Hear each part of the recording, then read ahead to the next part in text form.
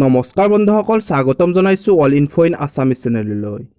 বন্ধুসকল, আজিৰ এই ভিডিঅ'টোত আপোনালোকক জনাবলৈ যাই আছোঁ যে অসমৰ জনপ্ৰিয় দুটা ইউটিউব চেনেল আফ্ৰিকান ভালুক আৰু আই লাভ ট্ৰেভেল এণ্ড ফুড নামৰ দুটা ইউটিউব চেনেলৰ ভিতৰত কোনটো ইউটিউব চেনেলে বেছি টকা ইনকাম কৰে।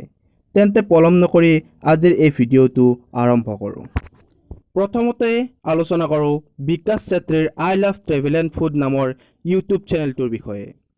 এই চেনেলটোত যোৱা মাহত মুঠ ভিউজ আহিছিল প্ৰায় 5 মিলিয়ন। এতিয়া কথা হ'ল 1 মিলিয়ন ভিউজত এজন ইউটিউবাৰে কিমান টকা ইনকাম কৰে? উত্তৰ হ'ব 1 মিলিয়ন ভিউজত এজন অসমীয়া ভ্লগাৰে 20,000 টকা ইনকাম কৰে। তেন্তে 5 মিলিয়নত ইনকাম কৰে প্ৰায় 1 লাখ টকা। গতিকে তেওঁ যোৱা মাহত ইনকাম কৰিছে প্ৰায় 1 লাখ টকা। ইয়াৰ উপৰিও প্ৰমোশ্যন কৰিলে এক্সট্ৰা পইচা ইনকাম কৰে। এই বিষয়ে এই ভিডিঅ'টোত উল্লেখ কৰা সম্ভৱ নহয়। গতিকে তেওঁৰ প্ৰমোশ্যনৰ টকা নধৰাকৈ অৰ্থাৎ অনলি ভিউজত প্ৰায় 1 লাখ টকা ইনকাম কৰে। এতিয়া আহোঁ নিপু আৰু বেতালৰ ভ্লগ চেনেল আফ্ৰিকান ভালুকে মাহত কিমান টকা ইনকাম কৰে।